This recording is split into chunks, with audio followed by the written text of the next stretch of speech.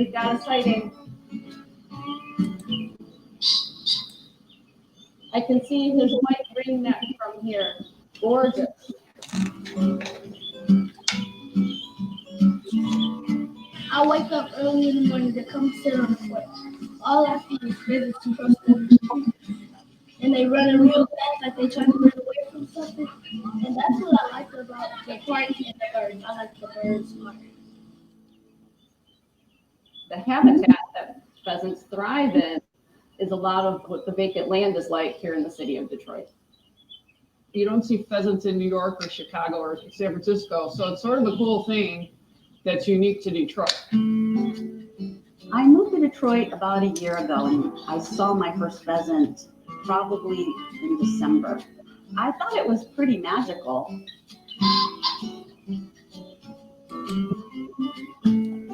I like to think pheasants are the unofficial city bird of Detroit. And so that's Pheasants of Detroit. Welcome, Diane Cheklich, to what am I calling this? In production. And Diane is the original Swiss Army knife. She is a writer, producer, director. So today we're going to be something else is playing. A unique Stop. ecosystem type that is. Sorry about that. I'm still learning how to manage all my live streaming business. So, yeah, Diane, you've done it all. You've like do big projects, small projects, everything in between. And so tell us now that we're in, I don't know, we've been in staying home, staying safe for like 6-8 weeks now. So Diane's in Detroit. It was a nice way to start us off with the Pheasants of Detroit. But how are things for you? How are you able to get groceries? What is life like for you right now? Well, first of all, thank you for inviting me, Carrie. It's nice to see you again, and for playing my trailer for Pheasants of Detroit. It is, it always makes me smile to watch that, because it is kind of a window into the world when we're in this stay-home situation right now. But I, like everyone else, I think, is making the best of it, trying to hunker down and do the right thing. It's strange when going to the grocery store is a life or death situation all of a sudden, right? And but so far I'm okay. I think, you never know. But yeah. So what kind of? I know you do like a lot of self-produced work. So where are you as far as in the middle of projects, and how has it affected? What kind of where you see work happening for yourself, going forward in the next 6 months to a year? Right. Well, I'm trying to look at this lockdown situation as an opportunity to maybe call it a residency, right? Where we can say, all right, I wish I had time to do all these things. Well, I'm trying to look at it that way, because I have some projects that are pretty editing intensive, and it's a great time to sit down and edit. Now, I think a lot of people are struggling with like the motivation side of that when there's all this, when we're sitting in the middle of a plague. But I think it's a great time to try and be creative. And so that's my attitude. So what's at the top of your to-do list right now? What are you working on? Well, I am working on the Pheasants of Detroit film. There's a lot of footage there that we are collecting. I and Diane Weiss is a photographer that I'm working with on that project. We have a lot of footage that we have to go through, and so this is a good time to do that. I'm also working on a project that is all editing. It's kind of this experimental mashup of 3 different feature films that are all called Heat, and I want to compare and contrast those and play with some funky cuts, but I essentially need to memorize each film and transcribe the scripts. So that's a lot of work, and I'm trying to chip away at that now too. So where did this, where did the idea for this come from, as far as like, where did you get the film from, and why this project? The supercut? Yeah. Well, 2 out of the 3 films, I actually there are some of my favorite films. It's Paul Morrissey's Heat, which is kind of an Andy Warhol produced film. Michael Mann's Heat with Robert De Niro and Al Pacino. And there's a Burt Reynolds movie called Heat. And so it's an idea that's stuck in my mind, all these three films that are very different from each other, but all have the same title. And what if they were one of these separated at birth type of things? Oh, look, where there. we say that. Oh, look, there's my editing screen. Go. There it is. Yes, right. So these are the three films that you're talking about. Yes. Okay. And so then do you have to get the rights for them? Well, this is a bit of a vanilla project, to be honest. I mean, it's something that I don't really expect to go commercial or do anything that would make any money. That's not the idea. It's something that I just have had stuck in my head for a while. Yeah. And I need to get it out of my system. And I think it'll be fun. I mean, having fun is a big part of my philosophy in film work. So. Yes. Right. Because if you're not having fun, it's kind of too much work. Don't bother. Right. Bother. That's right. That's right. So I guess one of the things I really wanted to talk to you about was I think I met you, I don't know, maybe you were about 40 when we met. And I think that you were just starting to get into the film business. And now I understand that, that's, I guess, considered later in life. So to enter a film business where you usually start as a production assistant and kind of work your way up through the network. So how did that work for you? Like, when did you get started? When did you get the spark to start making more creative work and have that really be your way to make a living? And what were you doing before that? Well, before that I was in IT. I mean, my formal education is in engineering, and I also have an MBA. And so I was working in the corporate world because that was the safe thing to do. But throughout my whole life, I've engaged in creative activities. I've played music my whole life, and really took an interest in photography starting in high school and through college. And so I did projects in creative projects really throughout my life, but always relegated it to, I have to stay practical. I have to keep this on the side. And it pretty much came up to the top for me, where I was at a point in my life, and I actually was involved in a mentorship program where I was mentored when I was in IT by someone outside of my field through a program. And I met the programming director for Channel 4 in Detroit. And so I chatted with him and told him that I was really interested in film, and I'd been writing some scripts and things. And he said, "Why don't you go make a short film in your spare time? See how you like it." So I did, and the rest is history. And what was that first film? Was that the thing in the shower? Is that? I remember. No, my first film was in the bathroom. It's interesting. Some of my earlier films have a bathroom theme, and I don't know if it's psychological in there for me or what. But I gotta say, you're ahead of your time, because that is like the whole TikTok universe. There was actually a big article in the New York Times about how the bathroom is the set. So you were ahead. You did it first, Diane. That's what I did. And it got into some film festivals, and it was just a thrill for me. And I said, I have to find more time in my life for this, because and a key part of my thinking at that time was, well, why should I wait until I retire to have fun? That's the wrong way to look at life. Who knows how long we'll all be here? So seize the day and have fun now. Mm-hmm. So tell me, you didn't start off really as a production assistant then. So I guess where did you enter filmmaking, and how did you start to make a living and say, I'm in it and this is what I'm doing, and I'm not going back to being an IT person? Right. Well, after I made that first short film, I had met a few people, mostly people who felt sorry for me and said, "Oh, here's a cinematographer and here's a film lab where you can work." And by meeting those people, I was introduced to a feature film crew that needed some help and was willing to take a chance on people. And so I worked on my first feature film project as the transportation coordinator for the Jeff Daniels movie called Super Sucker.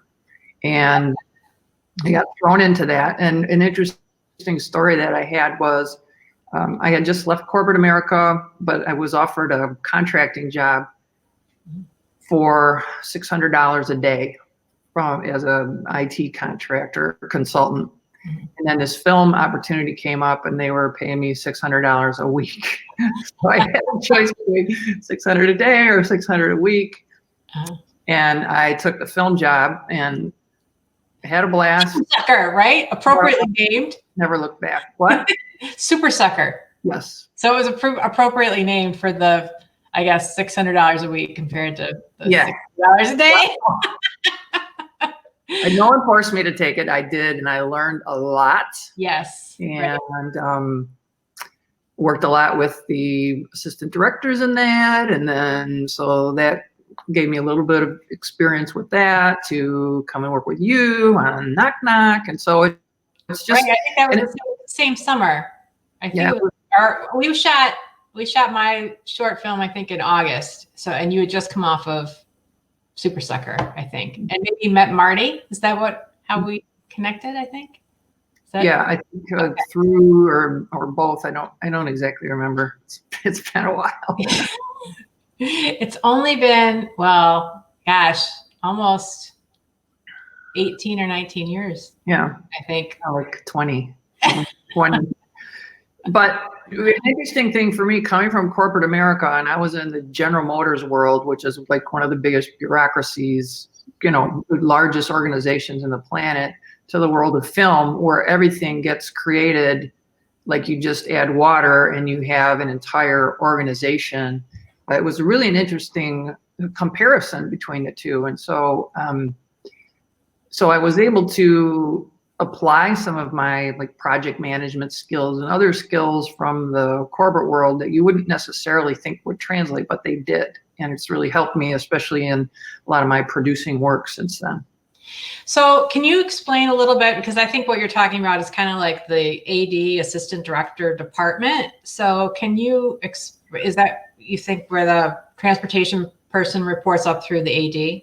Would that have been? Yeah, right. So right? I coordinated vehicles and things like that. And then it's pretty much assistant directed, I think, on quite a bit. Like for me, that's what you were doing most of the time. So can you explain what that role is for people that don't know, that are they thinking about, I want to be in the movie industry, but they don't know, and maybe they're really good at logistics. So explain to me, and I haven't had anyone talk about the AD department yet. So how does that, my understanding is that the AD is probably one of the top 5 people on set. So working directly with the director and the DP, but can you tell me who are they supervising and what do they need to get done? To me, the assistant directors are in charge of the on-set operations, kind of like a 4-person in a factory or something like that.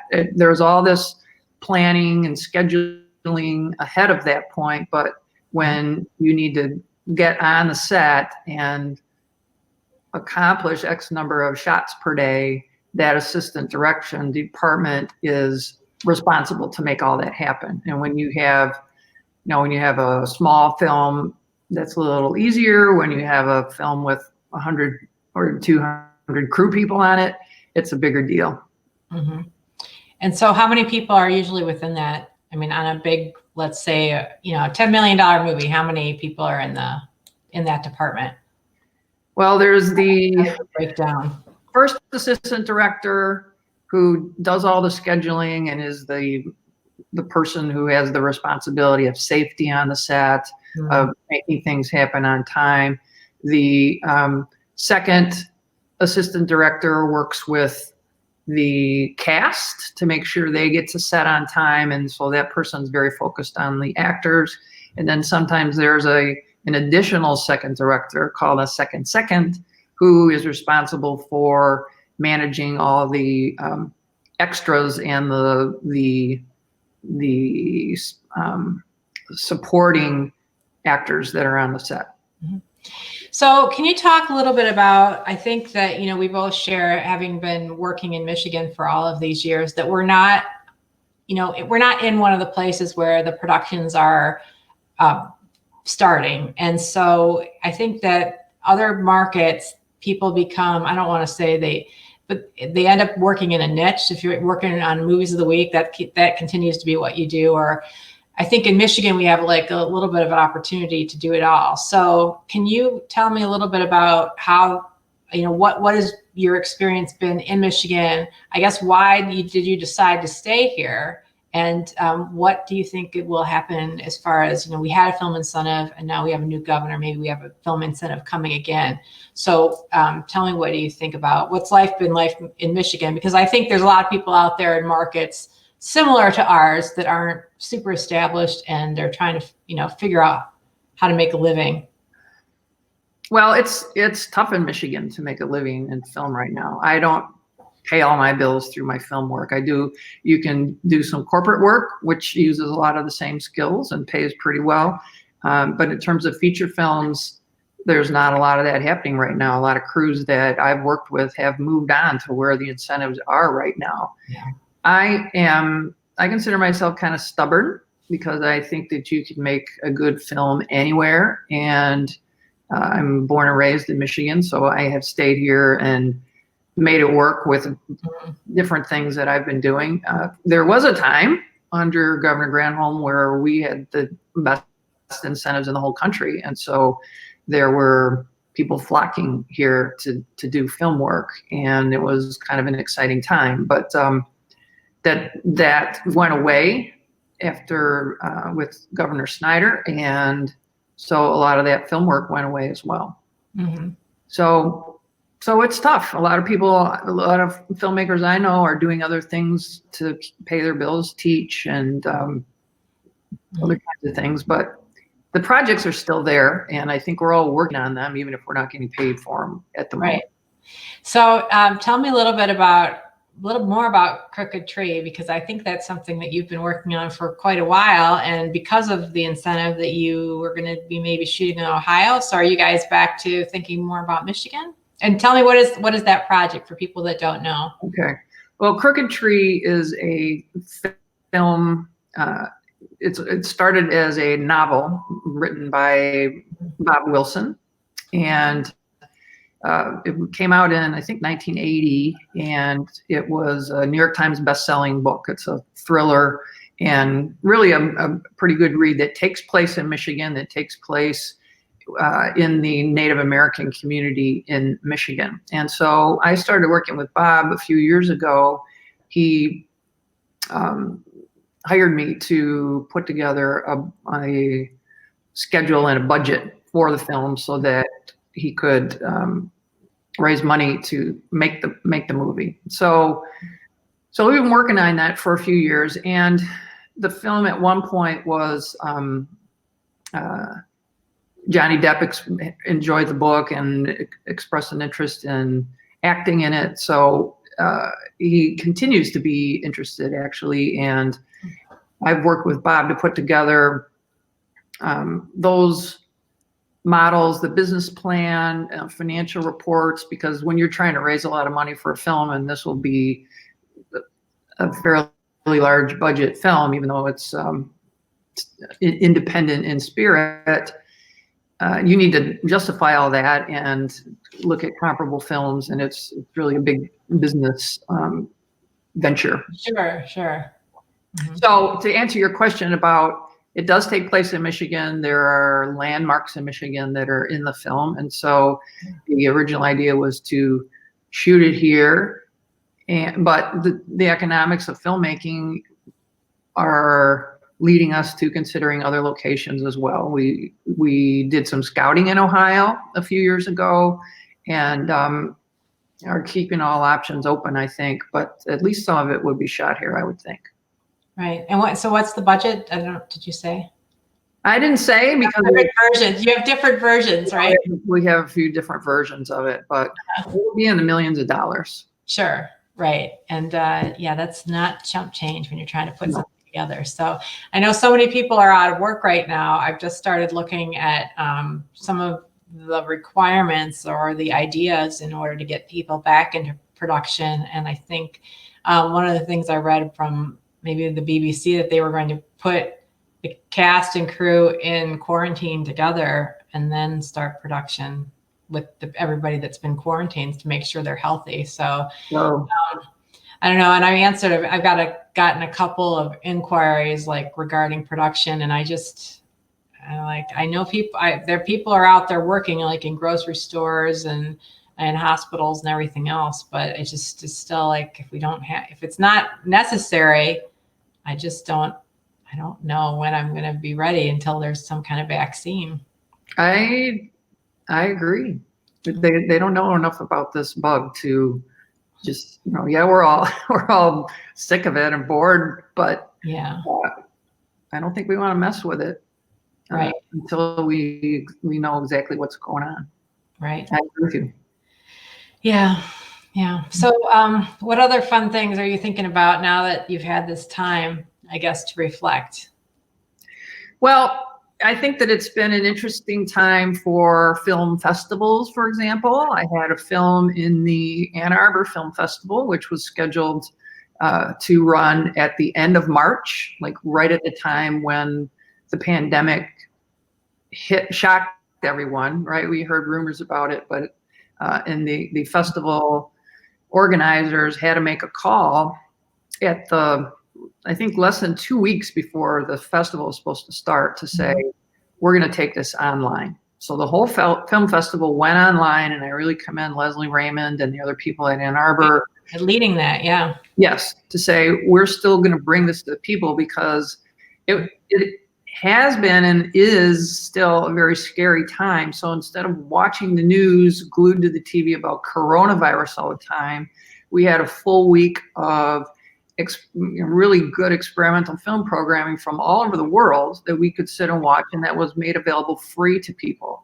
So I'm really happy that the Ann Arbor Film Festival did that because I think art is really something that can help us right now to get through this and to be inspired. Yeah. I'm also involved in another exhibit that is going to be also online now. It was supposed to be at a physical exhibit at Lawrence Tech. It's called What Lester Said, and it's an art exhibit that's about climate change. And I've been, as you know, I'm a fairly avid environmentalist and a solar advocate, and so some of my film work has crossed over into that to help inform, I hope in a creative way, people about environmental issues and specifically climate change. So I have a couple of pieces in that exhibit, and that's going to be going online. So I think it's an opportunity for everyone, not just artists, to think about how we did live and how we are living and how we might be able to still enjoy things that we had, but in a different way, and in sometimes a lower carbon footprint way. And I hope some of that gets preserved as we go forward. So I do want to talk a little bit more about, like, I guess you've gotten more doing into more environmental work. I mean, I know you've always been doing it, but now that's more become your focus, and now you're using the filmmaking to use that for advocacy, it appears. So I just I'm interested in how you feel about. I know that the Belle Isle race, the Grand Prix, like I can't even think what the name is because I want to put it out of my head. Blocking. But I block it out entirely. But they canceled the race entirely. Right. So and right now, I guess, or very shortly at the end of May, I remember that they would start shutting down entire parts of the island for like 30 to 45 days. And I'm just wondering. April, it starts like at the end of March. Earlier than that, okay. April. Oh yeah. So I guess we haven't really seen the results of the environmental impact of not having that race yet? We haven't seen the full results yet, but what do you anticipate? I mean, I know you live like 5 miles from the island, so how have things changed just because I guess there isn't as much congestion and the island is now not going to have the race anymore. So what are your projections of the environmental impact of that? Well, it's been proven in general that because people aren't traveling, it's been amazing drops in pollution, and air pollution is a big problem here in Detroit. So I haven't measured it myself, but I'm sure the air is cleaner here. In terms of benefits to wildlife, I can only assume that the wildlife is benefiting as well. We don't have as many cars, so we're not hitting as many animals. Lights aren't on as much, and birds are migrating right now, and birds will fly into buildings at night if the lights are on. So I've heard anecdotally that that's been improved. I miss my pheasants out there. I miss going out and filming them, but I'm sure they're doing better, that I'm not there. And the same thing at Belle Isle. There's an eagle's nest on Belle Isle that's been successful the last 3 years, and the eagles are back on that nest, and now they won't have planes flying over them during the Grand Prix this year. So I'm sure they'll be calmer as a result. So can you tell me, we were talking earlier about how you got some of the shots for the Pheasants of Detroit, some of those close-ups, and what kind of equipment are you using, and how is it motion activated? Is that how it works? Yeah, it's a combination of regular video cameras that we are operating and trying to stay hidden. Pheasants are very skittish birds, and you could see them from a long way away, and they sense that you're there, and they'll just walk in the other direction. So as quiet and as invisible as I try and be, it doesn't always work. But a motion activated trail cam that's used a lot by hunters, for example, because they want to try and track deer and things like that. Yeah. I don't know how many filmmakers use them, but that's been a really effective tool. A lot of the close-up shots of the pheasants in the trailer that you just played are from these little, and they're about this big, motion activated cameras that you put on a stick or strap a tree, and they'll register whatever comes by. I'm totally getting one. I'm totally going to get one of those. You should, especially on your yard. Oh, But yeah. You get pheasant, you get raccoons, possums, whatever's walking by, cats, you'll get it. Deer, right? Right.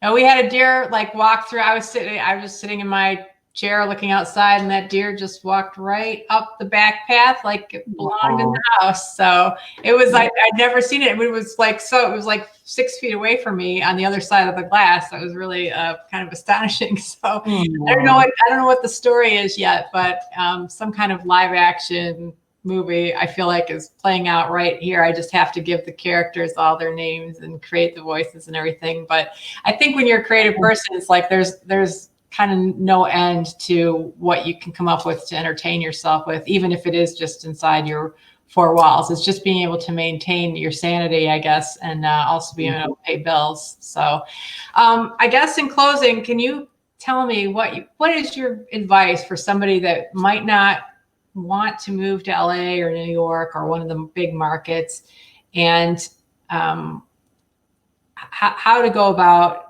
being able to have a career in film and television? What would be your guidance for them? Well, like I said before, I think you can make a good movie anywhere or whatever type of related product. Detroit's known for creativity, our whole music scene. There's a lot of rich, I think, environment here. We have artists moving into the city from places like New York. And so I think it's a great place to be. There's a lot of inspiration in the area. You do have to be, because you can't just walk into a long-term TV series or something like that. You do have to roll your own a little bit. And there are opportunities, I think, to do that in advertising, things like that that are related, but maybe not full-time feature film work, teaching, things like that. So you do need to think about it, but I think that if you want to stay here, plant your flag. All right. Well, thanks, Diane. I appreciate you sharing your thoughts and telling us about your upcoming work. And hopefully we can check in with you in the future. And when all this pandemic is over, and we'll see what you're working on sometime again. All right. Thank you very much, Carrie. Take care. Thanks so much. Great to see you. Okay. Bye. Bye.